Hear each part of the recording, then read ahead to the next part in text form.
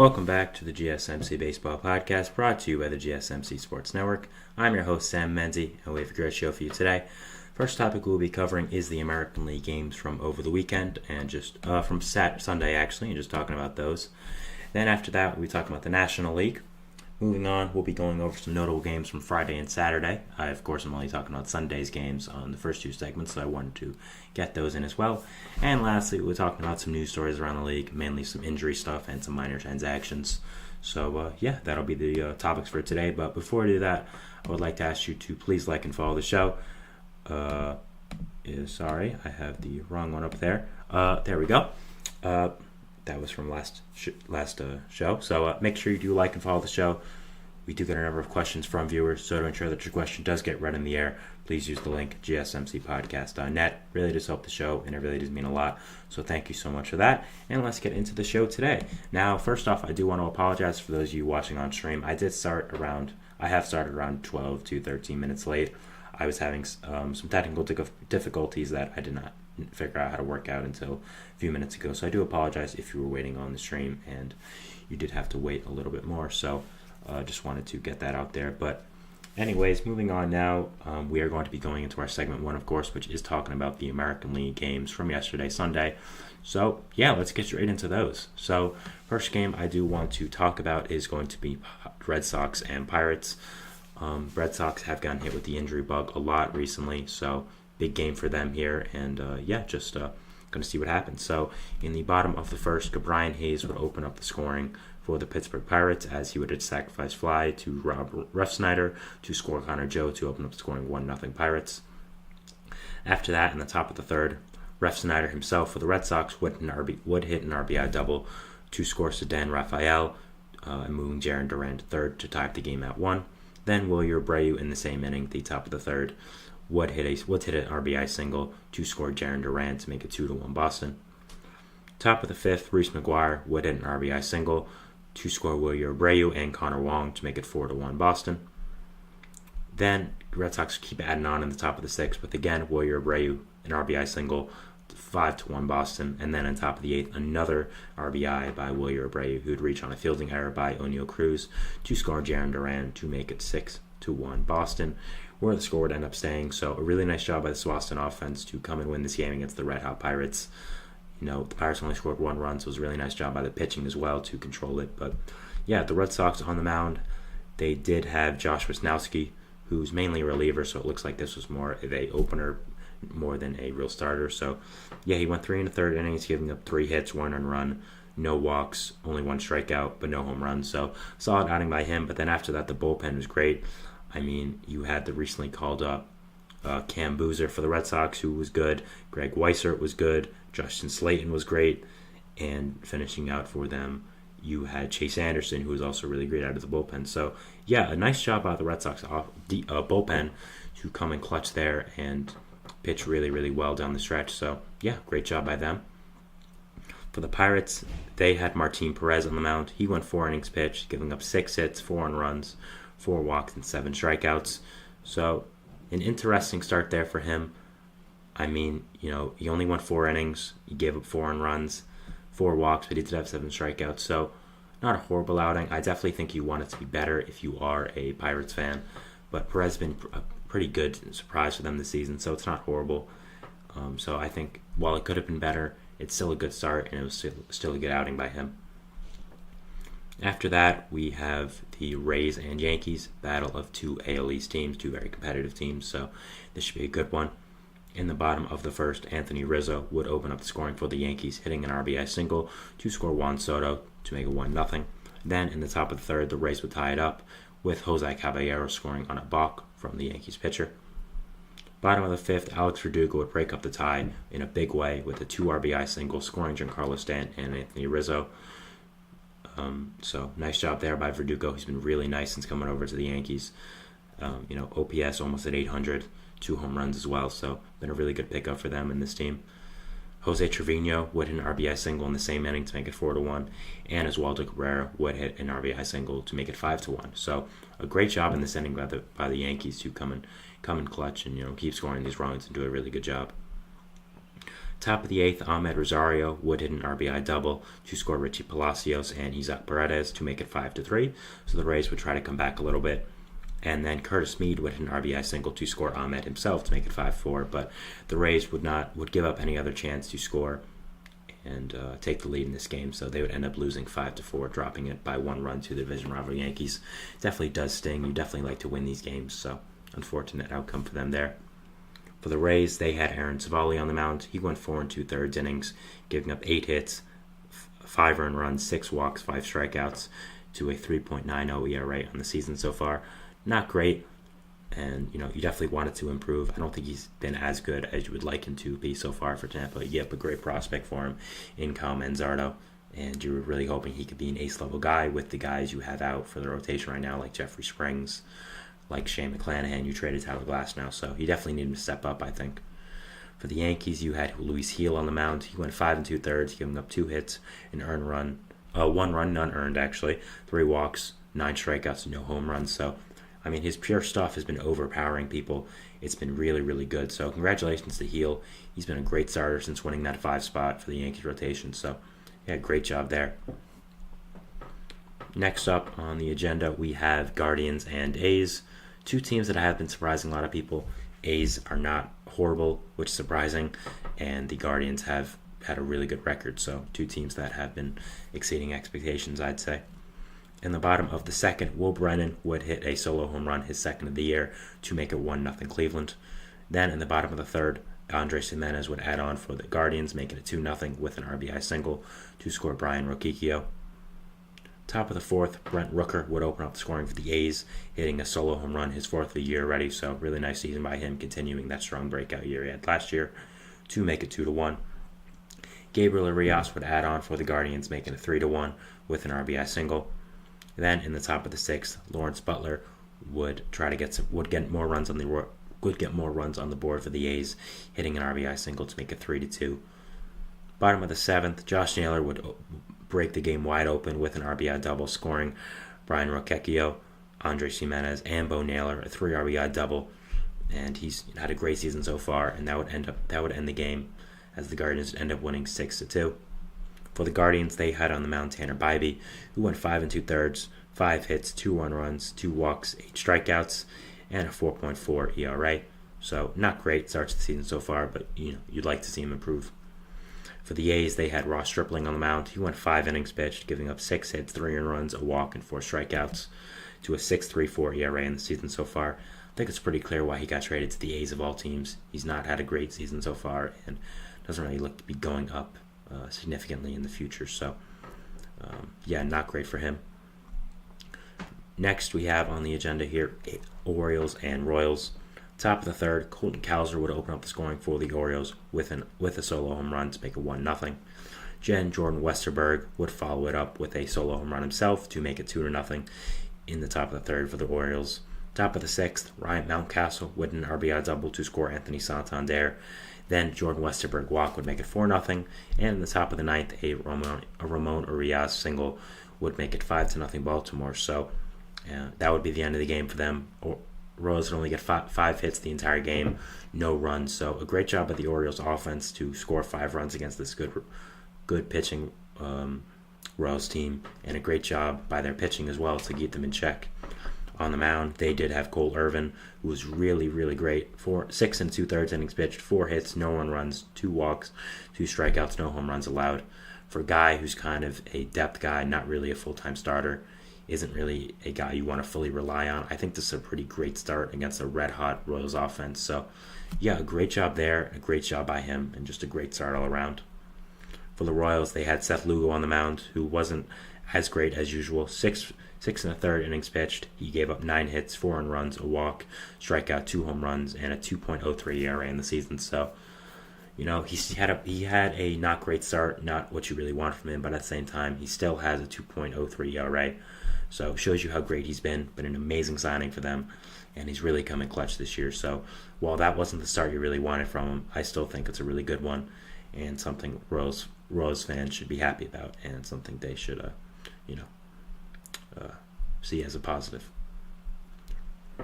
Next, we are going to be having Tigers Twins, a battle of two AL Central teams. Top of the first, Kerry Carpenter would hit an RBI single to make it 1-0 Detroit.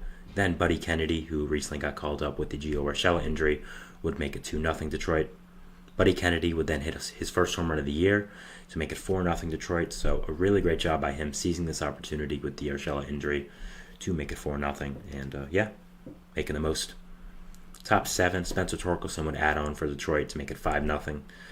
Then would hit a sacrifice fly in the top of the 9th to make it 6-0. Austin Martin would hit his first home run of the year to make it 6-1 Detroit in the bottom of the 9th. Actually, his first home run in his MLB career, so congratulations to him. But it will be no match as the Tigers end up beating the Twins 6-1. So a really great win by them to beat this division rival team. The Twins have been really, really disappointing this year, and I still believe in them, but it's getting late early, I'll say. I will say that. For the Twins, they had Gus Varland on the mound, 2 2/3 innings pitched, 3 hits, 4 runs, 4 walks, 2 strikeouts, 9 ERA in the season so far. I think it's been people like him why the Twins have been underperforming. You were expecting your younger starters to step up and be really good, but they haven't so far. They've been really very disappointing. So definitely negative and definitely not something you want to see. For the Tigers, they had Casey Mize on the mound. He went 6 innings pitched, giving up 5 hits, no 1 runs, 3 walks, and 4 strikeouts, a 2.95 ERA. So, yeah, not really what you want. Exactly what you want. I don't know why I said that. A great start by him. The Twins' offense is still really good, even with the struggling. So, definitely want that, and a really great start by him. So, yeah, very big positive there. So, next we are going to be having Rangers and Braves as the last game on the agenda right here. So the scoring would open up in the bottom of the first with a Marcell Ozuna 3-run home run, his 9th of the year already. Just an incredible season so far. He has a lot of off-the-field issues, but, he's been outstanding. You can argue how moral it is to have him on the roster, but, the results right now has been outstanding. So, yeah. He would, obviously it would be 3-0 there for Atlanta. Top of the 4th, Evan Carter would hit a solo home run to make it 3-1, so getting the Rangers on the board a little bit. Then Andrew Kisner with the big blow in the same inning, top of the 4th. He would hit a 3-run home run to make it 4-3. So a great job by Kisner, a guy that isn't really a MLB player, is kind of fighting for his job in this league. So really great job there to seize the moment and hit a big home run in this Sunday night baseball game. Top of the 8th, Adolis Garcia would add on, hitting a 2-run shot to make it 6-3 and getting some insurance for them. Bottom of the 8th, the Braves would attempt to come back a little bit with an Austin Riley RBI single, which would score Ronald Acuna Jr. to make it 6-4, but they would not score in the bottom of the 9th after that. Kirby Yates would shut it down against his former team, and they would end up losing 6-4. So a really nice win by this Rangers team to beat this good Braves team. I think it's 2 of the better teams in the entire league, so a great win there. The Rangers had Michael Lorenzen on the mound, 6 innings pitched, 3 hits, 3 runs, 3 walks, 7 strikeouts, and a home run. So a really solid start there in his second start as a Texas Ranger. I think he's going to be a valuable piece for them down the road. For the Braves, they had Darius Vines on the mound, more of a depth guy, so you don't really want him starting against an offense of the caliber of the Rangers. 5 innings pitched, 7 hits, 4 runs, no walks, 2 strikeouts, 2 home runs, 4.66 ERA. Start. You're expecting not the best results because you are playing the Rangers, but I don't really know why they decided to have him as the guy to play the Rangers. I think you should have maybe pushed someone up in the rotation when this is an especially important game. So, not the greatest decision, but hey, he wasn't that horrible. He was bad, but not that bad. So, yeah, we're going. So that was the end of our first segment here. We're going to go to our next one, which is going to be talking about the National League games from yesterday. So we just talked about the AL. It's only fitting to do the National League. So yeah, we'll talk about that. But first, we'll go to a break, and we'll see you after that. So thanks, and bye. I feel like I'm losing my mind. Is everybody in the world blind? Please, Lord, give me a sign, a sign.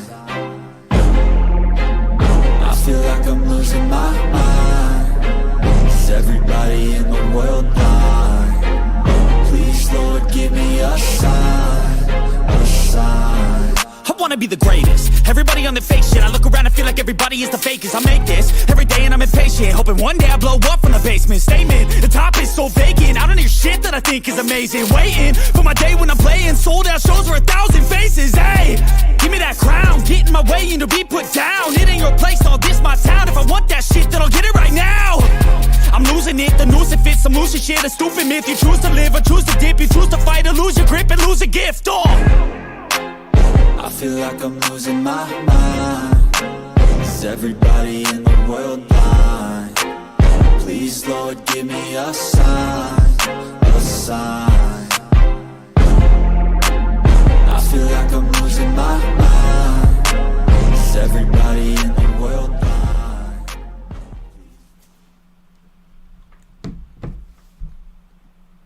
And we are back here on the GSMC Baseball Podcast, bringing you our second segment. So I want to mention there are a lot of National League games for yesterday, so we're going to kind of go through them a little bit more quickly. As I said, I did start a little bit late, so I may have to cut the stream a little bit early. I mean, I'm still going to do all my 4 segments, of course, but you might see me talking a little bit faster when it involves some of them. So, yeah, it shouldn't be significant, but there are a lot of National League games, like I said, so we are going to try to go through them a little bit faster than usual, I'd say. So, the first one we have is Dodgers-Mets. We're going to be talking about the full extent of the series in the next segment, so that'll be exciting to mention. So, we're doing that, but just for this game, in the bottom of it would be a blowout, as in the bottom of the third, Shohei Ohtani would open up the scoring, making it 2-0 Dodgers with his 5th home run as a Dodger. It would be a 176 career home run, which I believe would set the record for most MLB home runs for a Japanese-born player. So that was a really exciting accomplishment for him. Congratulations. In the bottom of the 5th, Mookie Betts with an RBI single. Freddie Freeman hit an RBI double to make it 5-0. Then a Will Smith double would make it 7. Then Andy Pages 3-run home run would make it 10-0. So in the bottom of the 5th, all of it will come down to 7-run inning for the Dodgers. 8-run inning, actually, I apologize, to make it 10-0. After that, there'll be no scoring from either team, not the Mets, not the Dodgers. So just a great job to bring the house down for the Dodgers and just score it all with that inning. I mean, really, really impressive. So the Dodgers have been struggling a little bit, have dropped 4 out of their 5 last series, including this one with the Mets. Of course, the Mets did win the series, so they definitely needed this win. I think it was a good win to get them back on track. Every team needs a good blowout win, and I think that's what the Dodgers got here. So, really nice job there. The Mets had on the mound Adrian Hauser, who has just not been that great since coming over. 4 innings pitched, 7 hits, 8 earned runs, 4 walks, 3 strikeouts, a homer, 7.45 ERA. He has not been good since being traded to the Mets. I think they have a lot of young starters coming up. Guys like Jose Butto, Christian Scott, when Senga comes back. Joey Lucchese's in the minors, so I don't know what Hauser's future looks like with the Mets. Could be demoted to the bullpen rather quickly, so that'll be something to watch in the future. The Dodgers had on the mound Tyler Glasnow. He went 8 innings pitched, 7 hits, no 1 runs, 10 strikeouts, no walks. Was absolutely phenomenal against this red-hot Mets offense. I think right now he's at the forefront of National League Cy Young voting. Has been a great, great player, and has been everything the Dodgers could have asked for when they traded for him and more. Next game we have is Nationals and Astros. Bottom of the 1st, Jesse Winker would hit an RBI single to make it 1-0. Then Luis Garcia Jr. would make it 3-0. Then Joey Meneses would make it 5-0. Then Nick Senzel with the solo home run would make it 6-0. So that'll be it. The Nationals would make it 6-0 there, and just a great job by them to win this game and shut out the Astros, who have just been struggling so mightily. Again, we're going to talk about it in the next segment as well, but yeah, I mean, oh man, it has not been good for them so far. It has not been good. So the Nationals had on the mound Mitchell Parker, who had 7 innings pitched, 3 hits, no earned runs, no walks, 8 strikeouts, a 1.50 ERA on the season, 2 games started now. I mean, he's been pretty incredible. He is making a case to be a long-term starter on this Nationals team with how he's been performing. So yeah, he's been really, really good, and exciting for Nationals fans, I'd say, to have a guy like this who has been very, very good. So, yeah, I think when you're looking for pieces of the young core, Mitchell Parker could be one of those guys. The Astros had on the mound Hunter Brown, who went 4 innings pitched, 4 hits, 3 earned runs, 2 walks, 6 strikeouts. Still a 9 ERA in the season. Has not been good whatsoever. it's has been very disappointing, I'd say. So definitely need to pick it up if you want to be good at all this season. So yeah, if you need that for the Astros. Next game we have is going to be Phillies and White Sox. In the top of the first, the scoring would open up from Eloy Jimenez 2-run home run, his first of the year, to make it 2-0, of course. That would be the only runs the White Sox would get. Bryce Harper would hit an RBI single. JT Realmuto would strike out swinging, but Trey Turner would steal home.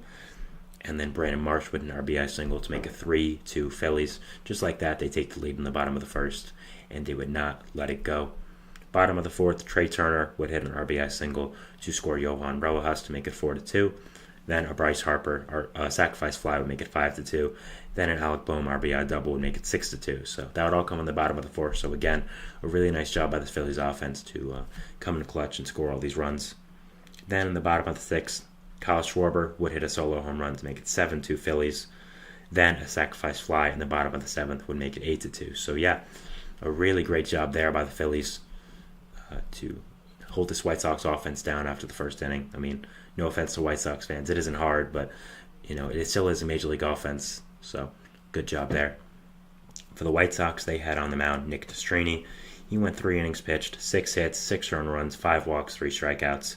Not a great start to his MLB career so far, but he's kind of just been thrown into the wilds right now. I mean, having the Phillies offense as your second career MLB start is kind of significant. So I'm still big on him, and I still think he's going to be a really good pitcher in the future, but definitely needs to improve right now. The Phillies had Aaron Nola on the mound, who was absolutely phenomenal. 8 innings pitched, 4 hits, 2 earned runs, 1 walk, 7 strikeouts. I mean, yes, it is versus the White Sox offense, but it was still great. Phillies got great pitching this entire series. Spencer Turnbull, Zach Wheeler, and Aaron Nola. We're going to talk about Wheeler and Turnbull in the next segment, so I don't want to go too deep into it, but yeah, a really great start. I understand it's the White Sox offense, but it's still nothing to discredit. Next game we would have is Angels and Reds. In the bottom of the sixth, Christian Encarnacion Strand would hit a RBI double to score Ellie De La Cruz and Nick Martini to make it 2-0. And then Heimer Candelario would hit an RBI triple to get in Christian Encarnacion Strand to make it 3-0. So that'll be the end of the game there. The Angels would not score a run. The Reds would not score a run after that. So 3-0 win for the Reds. Really solid job there to beat the Angels, a team that has been pretty on fire so far in the season. So yeah, just a very big positive there, I'd say. But the Angels, they had on the mound Jose Soriano. He went 6 innings pitched, 3 hits, 3 runs, none earned, 3 walks, 7 strikeouts. So has been really solid since coming over to the rotation at the start of the year. I think could be a guy that they want to see more of in the future. For the Reds, they had on the mound Frankie Montas, who would go 2 1/3 innings pitched, no hits, no earned runs, no hits, 1 walk. But obviously 2 1/3 innings pitched. If you go that little, something happens. What happened with Montas was he would get hit by a comebacker from the Angels and would have to leave the game. Doesn't seem to be too major. He is expected to miss his next start, but he should be fine after that. If he's not, I assume he'll go on the injured list. But yeah, doesn't seem to be a big deal. Again, missed this start really. Only went 2 batters. Will miss the next start. But so that is unfortunate for the Reds. But again, doesn't seem to be too big of a deal. Not something that's too significant. So yeah, just some news there for the Reds. He has been a really good addition coming over. So you definitely want him to be healthy and stay healthy and improve a lot. So yeah. Next game we have is Brewers and Cardinals. Battle of 2 NL Central teams. In the top of the 7th, Owen Miller would hit an RBI single for the Brewers to score Blake Perkins and Bryce Terang to make it 2-0. And guess what? That'll be all the scoring in the entire game. So yeah, not much to say there. So good job by the Brewers to win 2-0 and only score that little but still win. So really nice job there. And beat their division rival, of course. For the Cardinals, they had Sonny Gray on the mound, who was phenomenal. 6 1/3 innings pitched, 5 hits, 2 earned runs, 1 walk, 12 strikeouts, a 1.04 ERA in the season. I mean, it was just really, really great. The Cardinals are such an unfortunate team. I mean, whenever their pitching is great, their hitting can't figure it out. Whenever their pitching can't figure it out, their hitting does great. So they just cannot get on the right track right now. They have been very, very unlucky these past few years just with team performance. So I do feel bad for their fans.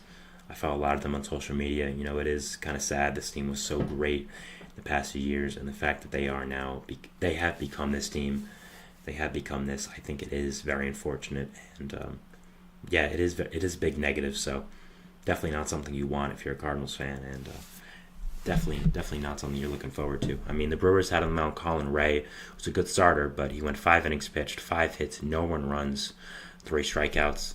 I think the Cardinals' offense is one of the better in the entire league. So I don't think you want them. I don't think you want Colin Ray to be shutting you out when you have such a great offense. I mean, your offense is what you're known for. So the fact that you got shut out by Colin Ray is not a good sign whatsoever.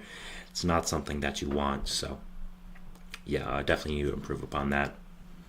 Next game we have is Marlins and Cubs. In the top of the second, Jesus Sanchez would hit a solo home run to make it 1-0 Miami to open up scoring for them. Nico Horner in the bottom of the second would hit an RBI single to score Mike Tauchman to make it 1-1. Top of the fourth, Jesus Sanchez again would come in clutch with an RBI single to make it 2-1 Miami. Then Tim Anderson would single to Mike Tauchman to score Josh Bell, moving Jesus Sanchez second to make it 3-1 Miami. So Tim Anderson back to Chicago. Nice RBI single for him. We go to the bottom of the fourth now, where the Cubs would attempt to come back a little bit with a Nico Horner RBI double to make it 4-2, then a Cody Bellinger RBI single to make it 4-3. But the Marlins would keep adding on, as in the top of the fifth, Jazz Chisholm would hit an RBI single to make it 5-3. Then on the top of the seventh, Josh Bell would hit an RBI groundout to make it 6-3. So they would end up winning this game. And yeah, a really nice job by the Marlins to win and keep it going. So, they did start the season off really bad, but they're only 6-17 now. That's an improvement, I guess, which is crazy, but anything was better than what they started at before. So Cubs had on the mound Kyle Hendricks, who has been abysmal to start the year. Was not much of a change in this start. 4 innings pitched, four earned runs, no walks, 6 strikeouts, a 12 ERA in the season now even. I think we might be seeing the end of the Kyle Hendricks era in Chicago. Was one of the best starters in franchise history, but he seems to be at the end right now for him. So, definitely a negative, and definitely not something you want to see. So, next game we have is Diamondbacks and Giants, a battle of two NL West teams that have really been struggling so far in the year. So, both need to get it back up, and they would, as in the top of the second. Jake McCarthy would hit a sacrifice fly to score Eugenio Suarez to make it 1-0 Arizona. Bottom of the fifth, Mike Yastrzemski would take the lead for the Giants to make it 2-1, scoring Thairo Estrada. Then, top of the sixth, Gabby Moreno would give the lead right back to the Diamondbacks with a RBI single, scoring Jung-Hoo Lee and Jock Peterson to make it 3-2. Kevin Newman would add on for the Diamondbacks, as he would make it 4-2 with an RBI double, as would Ketel Marte with an RBI sacrifice fly to make it 5-2. Bottom of the ninth, Thairo Estrada would hit an RBI double to make it 5-3 to try to get some runs back for the Giants, but it will be no match, as the Diamondbacks would end up winning this game 5-3. The Giants, they had on the mound Jordan Hicks, who went 5 innings pitched, one hit, 1 earned run, 4 walks, no strikeouts. So, Jordan Hicks has just been incredible since coming over to the Giants when they made him a starter. He's been really, really great, so great job by him. For the Diamondbacks, they had on the mound, let me get his name up here quickly. It was Slade Cioni. He went his first start of the year, 6 innings pitched, 2 hits, 2 earned runs, no walks, 3 strikeouts, home run, 3 innings pitched. So, pretty good start there. For mostly a depth guy, I think that's really all you can ask for if you're a Diamondbacks fan. So, yeah, just a really solid start there, I'd say. Next game we have is going to be Blue Jays and Padres. In the bottom of the first, Manny Machado would hit an RBI single to score Jake Cronenworth to make it 1-0 San Diego. Davis Schneider would tie it up to make it 1-1 San Diego in the top of the second. Since his breakout year last year, Davis Schneider has continued being a really solid player. Has been above average this year, not up to the standard he was last year, but that would be hard to follow up anyways because it was just outstanding. So, still been a really solid player for them. Top of the third, Ernie Clement would hit a solo home run to make it 2-1 Toronto, but Xander Bogaerts would tie it up himself to make it 2-2 with a solo home run himself, his second home run of the year for the Padres. He had really been struggling up to now, so I think a nice job there to kind of break that and have a really good have a good home run there. Bottom of the sixth, Luis Campusano would walk with the bases loaded to make it 3-2 San Diego. Then Tyler Wade would reach on a catcher's interference, which would score Ha-Sung Kim to make it 4-2 San Diego. After that, the Blue Jays would get another run on the board with a David Schneider RBI groundout to make it 4-3. But Xander Bogaerts would walk. Then a Fernando Tatis Jr. sacrifice fly would make it 6-3.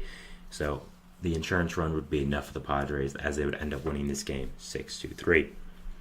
Blue Jays had on the mound Chris Bassett, who went 5 1/3 innings pitched, giving up 6 hits, 4 runs, only 2 earned, 3 walks, 4 strikeouts. So a solid start by him. Padres had Joe Musgrove, who went 7 innings pitched, 6 hits, 3 earned runs, no walks, 3 strikeouts, and 2 home runs. A really great start there. Has had a pretty rough start to the season, so I'd say is an encouraging start there that he did pitch so well. The final 2 games we had were double headers with the Rockies and the Mariners. The Rockies would take Game 1 with a 2-1 win, and then the Mariners would take Game 2 with a 10-2 win over the Rockies. So nice job to split by the Rockies. I mean, the Mariners have been kind of disappointing, and I'd say splitting a doubleheader, they most certainly should win against a team like the Rockies, is not something that you want to see. So, all right, so that was the end of our second segment here, talking about the National League games of yesterday. We go into our third segment, which is talking about the notable games from Friday and Saturday. I did want to just talk about some of them and give my full thoughts on them. So, yeah, we talk about that, and we'll see you after the break. So, thanks, and bye. Looking for your daily fix of sports talk without having to pay for it? GSMC Sports Network is available on YouTube. Just search GSMC Sports Network. Get your fix of daily sports talk shows on YouTube, absolutely free. NFL, college football, NBA, MLB, MMA, UFC, fantasy football, and so much more.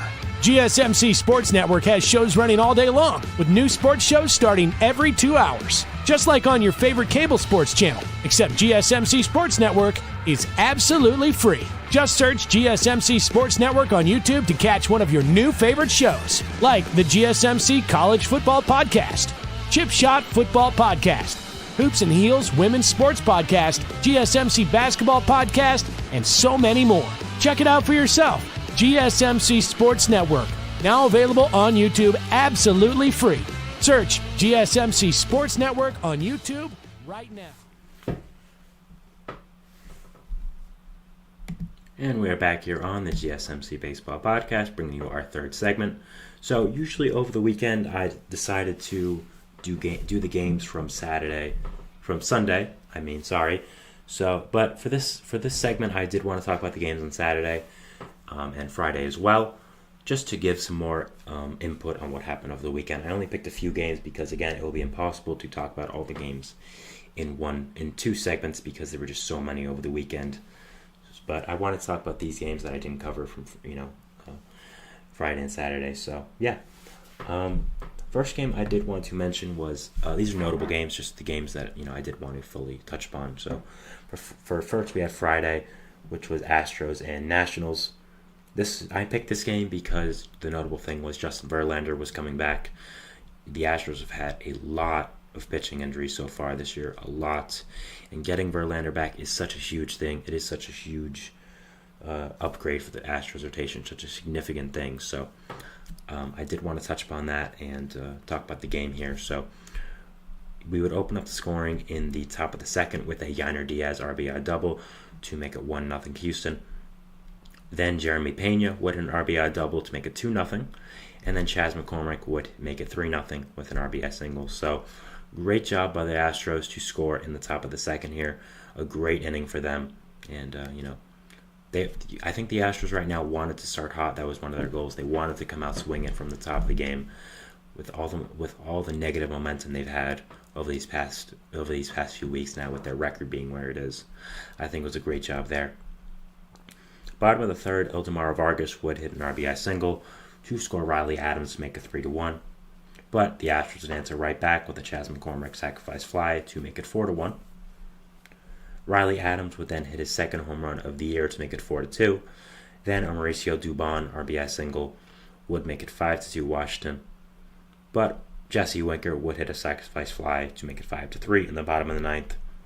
Unfortunately for the Nationals, they would not score after that, and they would end up losing this game 5-3. So an unfortunate outcome there for them. I think they were hoping to come back against this Astros team that had been struggling, but good job for the Astros that they were able to win this game and kind of break that losing up a little bit. The Astros had on the mound, of course, Justin Verlander, who came back and was his excellent self. 6 innings pitched, 4 hits, 2 earned runs, no walks, 4 strikeouts, a home run. Came right back off the injured list from the entire season and pitched 6 innings of strong ball. So I think that's what you're getting from Justin Verlander if you're an Astros fan. You know how good he is. We know who he is. He's been one of the best pitchers in baseball history for a little while now, and continues to show you who he is. And just a great start there, and a great job. So really positive there. And I think with all the pitching injuries the Astros have suffered in their rotation, you want to see Verlander come back. You want to see him be himself, and I think it's a really big help for them, and just a really big help for the Astros rotation altogether. For the Nationals, they had on the mound Mackenzie Gore. He went 4 innings pitched, 7 hits, 3 earned runs, 1 walk, 4 strikeouts. Now, Gore is a guy I'm definitely high on for the future. I think he can be a big part of this Nationals rotation and team altogether, but you need him to go deeper into games, I'd say. A good start against the Astros offense, but again, you need him to go deeper into games. That's what he's a starter for. I understand not a lot of people go deep into games nowadays, but at the same time, I still would like him to. I still think he needs to for the future. So, yeah, that's definitely something to watch, but not the worst thing in the world. The Astros had the series against the Nationals, and they lost 2 out of 3. I mean, just, you cannot be doing that to the Nationals. I understand the Nationals have been a big surprise so far. They're only 1 game under 500, and a lot of people were expecting them to be the worst team in baseball. So they've been very encouraging and exciting, yes, but at the same time, it's still the Nationals. You can't lose a series to them if you are the. It's still the Nationals. You can't lose a series to them if you are the Astros. Just not something that can happen. You cannot drop a series. So, yeah, I think the Astros need to. The Astros need to just find a way to get it going right now. Getting Verlander back was a big deal, but I mean, you need to start winning games. Next game we have on the agenda is going to be Diamondbacks and Giants, a game that I was really excited to watch. It was the battle of 2 of the Boris 4 with Jordan Montgomery and Blake Snell. When I first started the show, and it was in the dead of the offseason where nothing was going on, when I had to fight for segments to talk about, these are the guys I would rely on over reliable, Blake Snell and Jordan Montgomery, just talking about their markets. So I know the ins and outs of their markets and where they would have signed if they didn't sign with their teams. But Snell went to the Giants, Montgomery went to the Diamondbacks, so they were matching up together in opposite division, now in division rival teams, of course. So a big game here. The Giants, they had Snell, who was not good. He 4 2/3 innings pitched, 9 hits, 5 earned runs, 1 walk, 3 strikeouts, a 12 ERA in the season so far. I mean, I think this is what happens when you don't have spring training. It just you gotta play better, and I think Snell has to be the guy they signed him to be. He won the Cy Young last year, is one of the better pitchers in all of baseball, and so far has not been showing that with the Giants. Has not been good, so you need him to pick it up soon.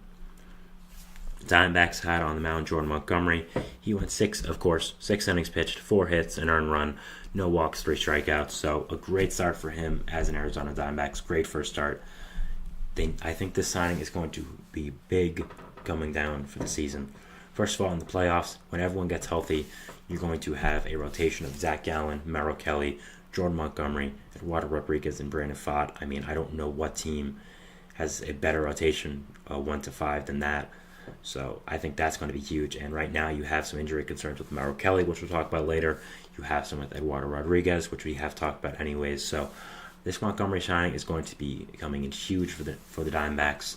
And just a great job for signing him, and a great job to pounce on the opportunity, seeing him available this late in the season, and able to sign a guy like this who probably would have gone 7 years, $200 million in some other markets, to get him on a 1-year contract worth only $25. So this game would be a blowout as the Diamondbacks win by 16 runs, winning 17-1. So I mean, Ketel Marte, RBI single, Blaze Alexander, RBI double, Christian Walker, RBI single, Randall Grichuk, RBI double, Gavin Moreno, RBI double, Kevin Newman, RBI single, Lourdes Gurriel, RBI single, Pavin Smith, RBI ground out, Blaze Alexander, grand slam, a Eugenio Suarez, RBI single, and a Gavin Moreno, RBI single again. That would be all the scoring to make it 17-1. Obviously, I'm not going to go through all of that one by one like I usually do with the scoring because it was just so much. So, great job by their offense. Giants did have Jorge Soler at home run, which I guess is a positive because he's one of your signings and he hasn't been great so far. But, losing 17-1 is just embarrassing, man. It's embarrassing. Giants right now are 9-12. They would lose the series to the Diamondbacks, so yeah, you definitely need to pick it up. I don't know what's going on with them. So yeah, not great so far, and definitely something I'm watching, seeing how the Giants do end up performing. So yeah. The next game we would have on the agenda is talking about the Orioles and Royals Saturday. This is a really fun game, as it would be Corbin Burnes and Cole Reagans versus each other. Two aces playing each other. So I thought it was an interesting matchup to just give my thoughts on. So it would also be an exciting game in general for scoring. So as in the top of the second, Ramon Arias would hit an RBI double to score Jordan Westburg to make it 1-0 Baltimore. Then James McCann would hit an RBI single. Then Adley Rutschman had an RBI single to make it 3-0 Baltimore in the top of the second. Ryan Mountcastle would add on in the same inning to make it 4-0. Then Anthony Santander would hit an RBI double to make it 5-0. Then Jordan Westerberg would make it 7-0. So, what an inning here by the Baltimore Orioles. Cole Reagans is an ace, yes, but didn't really pitch as ace-like in this inning. So, yeah, great job there by the Orioles offense to come in clutch and just get all those runs. What an onslaught.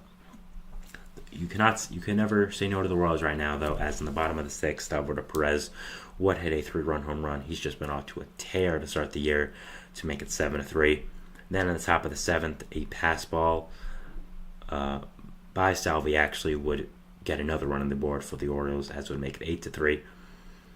Then a wild pitch by Johan Ramirez would make it 8-4. So Kansas City would get a run on the board there. So both teams would have a little mishap there with the wild pitches and pass balls. Michael Garcia would hit an RBI single in the bottom of the seventh to make it 8-5. Then a Salvador Perez RBI single would make it 8-7. So looked like the Royals would be coming back. They just don't quit right now. But in the top of the eighth, Anthony Santander would hit an RBI double to make it 9-7 Baltimore to score Ryan Mountcastle. So a great job by him there to get the Orioles up 9-7 and get some more insurance for them. They would end up winning this game 9-7. So a really exciting game there. Two aces matching up, but doesn't really seem like for the Royals, as Cole Reagans would go for 1 2/3 only, giving up 7 earned, 4 strikeouts only, no walks, but 7 earned. So seemed like his strategy of just attacking batters did not work, and the Orioles were all over it. So I think this is more having to do with how great the Orioles offense is than Cole Reagans potentially regressing. Again, not really what you want for him, not really how you wanted the season to start for him, a 4.37 ERA, but I still believe in him. I still think he's one of the better pitchers in baseball. I don't think one start is really going to change my mind on that. For the Orioles, you of course had your ace on the mound, which was Corbin Burnes. Burnes was really, really solid. He went, of course, 5 2/3, giving up 4 hits, 3 earned runs, a walk, and 4 strikeouts.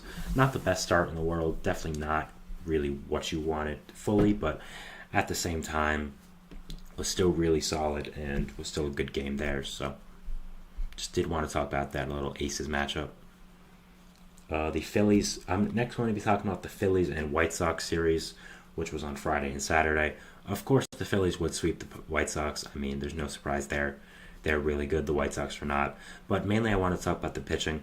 For the Phillies, they had on the mound Spencer Turnbull in the first game against the White Sox.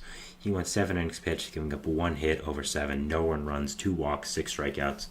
Really, really just an amazing start for him. Yes, such a great start there. So, yeah, very, just great, a great start. I don't know what else to say. So a great start by him. I understand against the White Sox offense, but that's something you need. Then on Saturday, they would have Zach Wheeler on the mound. He would also be phenomenal, having a no-hitter up until the 8th. And his final line would look like, let me pull it up very quickly. It would be 7 innings pitched, 1 hit, no earned runs, 2 walks, 8 strikeouts, a 2.30 ERA in the season. So a great job there. I understand the Phillies pitching was facing the White Sox offense, but at the same time, I think with the injuries they've suffered, mainly to your guys like Taijuan Walker or other guys that are depth in the Phillies rotation, I think having Spencer Turnbull, having Zach Wheeler have these amazing starts, do great like this is a big sign. Taijuan Walker is returning soon for the Phillies, and it is going to be an interesting decision for the Phillies. Do they want to go with Spencer Turnbull, who's been really good on that 1-year, $2 million contract, or are they going to reinsert Taijuan Walker, who's really struggled, been hurt, but is on a huge contract, and you kind of want to see what he's got? So it's going to be a very fascinating decision for the Phillies, and something that I'm really looking forward to seeing what they do about it. If I was them, I'd go with Turnbull. I just don't think Walker's going to work out with them. I would give him starts, but I'm not sure if I would give him significant starts, or I think I would have a 6-man rotation. Just try to get him involved somehow. I mean, you kind of have to with the contract he has. So that's really the dilemma for the Phillies right there. So, but great job by the Phillies pitching. Really, really just a great job. I think that's what they needed. And a great pickup by Dave Dombrowski to get Spencer Turnbull on that 1-year, $2 million. I didn't expect him to be this big of a contributor, but he's been really, really good. So congratulations there. The next one I want to talk about, we're not going to really, I would say recap it, but I just want to talk about it. Mets and Dodgers. On Friday, the Mets would beat them 9-4, and then on Saturday, they would beat them 6-4. And then, of course, Sunday they'll lose 10-0, but the Mets would beat the Dodgers in a series in Los Angeles. The Mets had beaten the Royals in a series, they'd beaten the Braves in a series, and they just beaten the Dodgers in a series. So, I mean, man, they have been so good these past few games. The offense has been clicking. The pitching's been really solid. The bullpen has been amazing. Reed Garrett, I mean, where the hell did Reed Garrett come from? Who even knew who this guy was before this year except Mets and Orioles fans? No one did. So the Mets now have beaten the Dodgers in a series. They beat the Braves in a series. They beat the Royals in the series. I think when talking about power rankings, I think they have to be in the top 7 currently. They've been really, really great, and I'm watching them right now. They've been so great. They've come back into the Dodgers in both games, and they're a team to watch in the future. They're a team to watch and see how they do. So I'll be watching them. I'll be seeing how they do, and I'll be seeing what ends up happening with them. So yeah, Mets have been very, very great, and a great story for them. Finally putting it all together, it seems like. So they're a team to watch, and we'll be seeing how they do perform in the future. So. But that is the end of our third segment, just talking about the games I did want to talk that I didn't have a chance to mention in our segment about Sunday. So both Friday and Saturday. So going to our fourth and final segment, which is going to be talking about some just news stories around the league, kind of injury related and also minor transaction related. So we'll be doing that, and then we'll be ending our show. So we'll be talking about that, and we'll see you after the break. So thanks so much, and bye.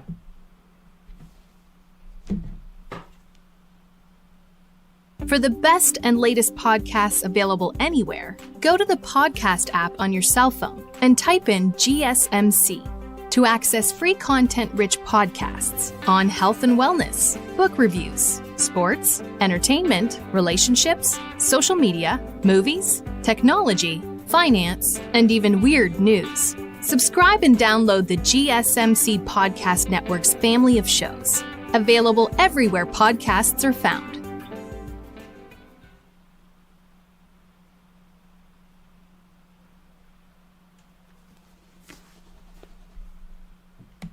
And we are back here on the GSMC Baseball Podcast, bringing you our fourth and final segment, talking about just some news stories around the league, some stuff that I did want to mention.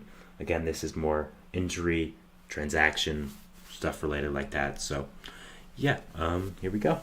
So the first one I did want to talk about was Michael Tonkin, We talked about his story a couple of times now, how he got DFA'd by the Mets, picked up by the Twins, who he used to play for, then DFA'd by the Twins, then picked up by the Mets. Well, there's a new, so kind of just interesting. Well, we have a new chapter in the story as he would make another appearance for the Mets, and then, you guessed it, get DFA'd again.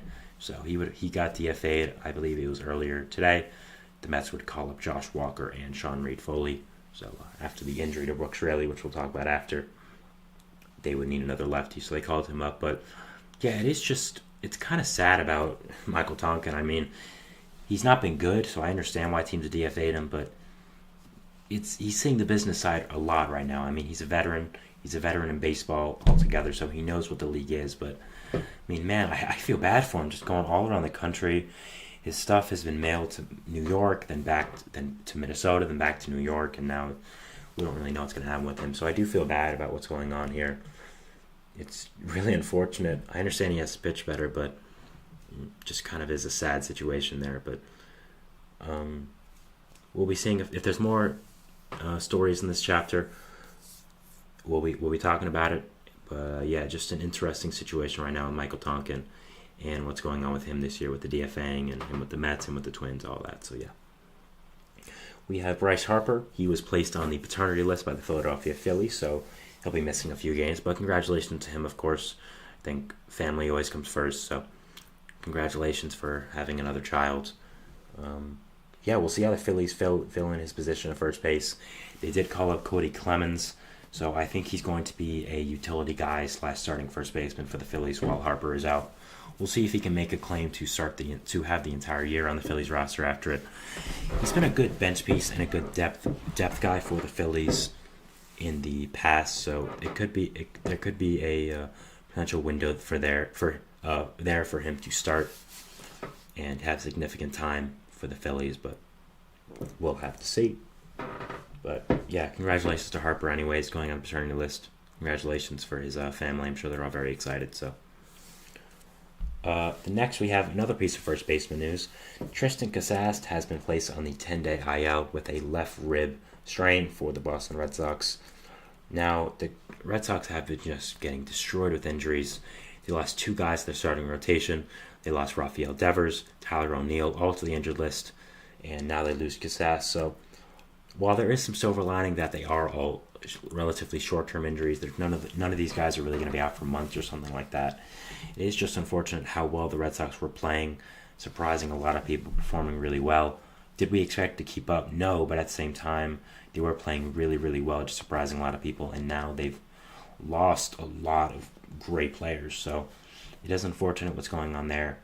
It is sad, but that's just baseball. But I think Casas should be back relatively shortly. It doesn't seem like the left rib strain is going to keep him out for a significantly longer time than the 10 days he is on the injured list. So that will be something to watch, and we'll see about that, and we'll just see what does happen with Casas and where the Red Sox go from here, filling in his position. A trade here that happened, which was Mitch White traded to the San Francisco Giants from the Toronto Blue Jays.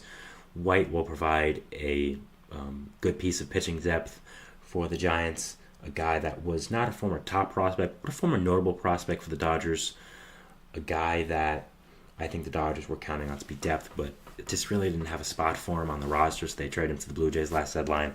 Hasn't worked out great, so the Blue Jays ended up getting rid of him and trading him to the Giants. So I think a solid move by the Giants here. I think Mitch White could still have something left in the tank to be a good long reliever in his MLB career. Playing with the Dodgers organization, I think that's always a benefit to anyone, so could be something there. But with all the pitching injuries they have suffered, with all the people in their rotation who are kind of high risk, including Jordan Hicks, I think it is a good idea to add another arm to your rotation, to your pitching depth, your pitching squad in general. And I think Mitch White is a good addition to your depth chart, and is a good trade overall by the Giants. So yeah, again, I just think a good depth trade here by them. Can never have too much of that. So yeah, solid there.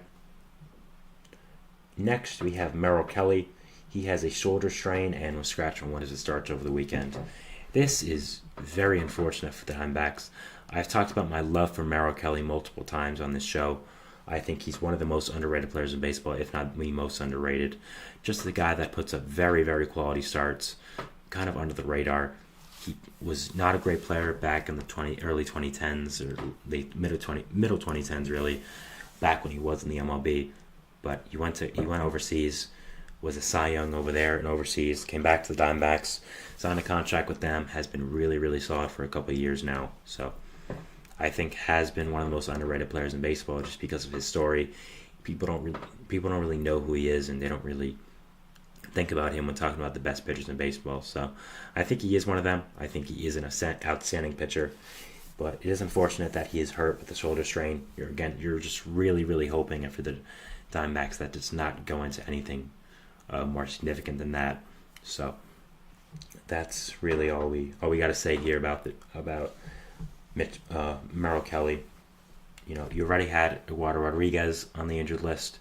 Now adding Kelly, I think it's been an unfortunate couple of weeks for the Diamondbacks with just all the pitching injuries they have suffered. So unfortunate there for Kelly. I think he shouldn't be injured past that, but you're really hoping this is not balloon past just a shoulder strain. It's something more serious. You know, God forbid Tommy John or something like that. You do not want that to happen right now for the Diamondbacks. So just hoping it stays a shoulder strain. But whenever there's a shoulder injury, whenever there's an arm injury for a pitcher, you do have the right to get nervous, and I think the Diamondbacks fans have the right. But I think they're hoping it's nothing too serious, and hoping it is something he can come back for relatively quickly. So that'll be something to watch. Next, we have Christian Javier. He was placed on the injured list by the Houston Astros. Now, this is just so bad. I mean, man, just the Astros cannot catch a break. He has a neck sore, apparently. That's the injury, which is just a crazy injury. He could have slept wrong, and that's how he got injured. But with all the pitching injuries the Astros have had over the past few days and weeks and months, this is not something you wanted to see. Javier was pretty consistent this year, pretty good. You are getting Verlander back, but it's basically an eye for an eye giving up Javier. So it is really unfortunate for the Astros how many pitching injuries they have suffered, how many guys have gotten hurt. So, I mean, just really unfortunate. You're hoping he comes back, but the pitching injuries the Astros have suffered have just been so awful and so unfortunate that I think that we're really, really hoping that the guys can come back and they become the Astros of old. You know, the Astros that are playing right now are not the Astros I know. We're not the Astros that, they're not what their record shows. They're much better than that. So we're hoping it can be better, and we're hoping to see them improve in the near future.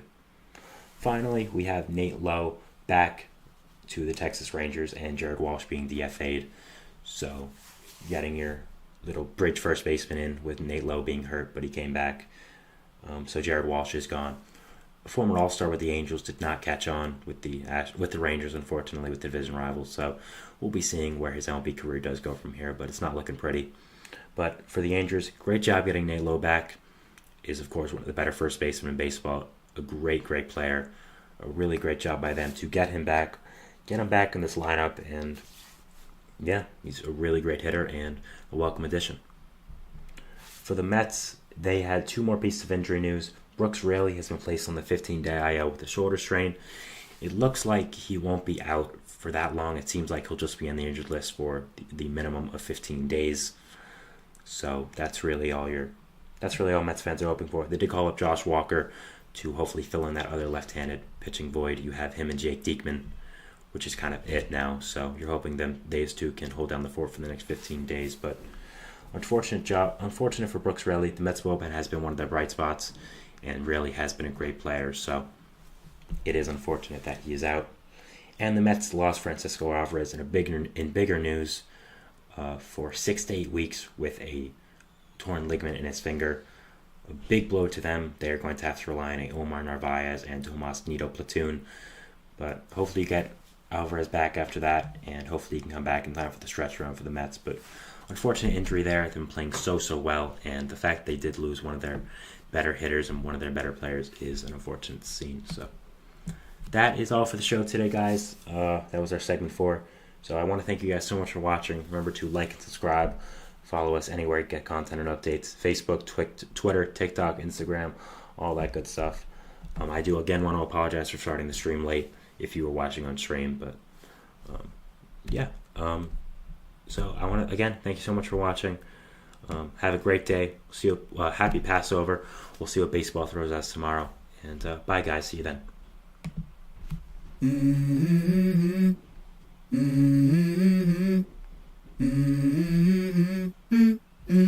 Let's go. I wake up to a little bit of drool on my pillow, feel like it's gonna be a bad day. Yeah, I'm tired of shit, and the coffee ain't hit yet, damn, ain't that great.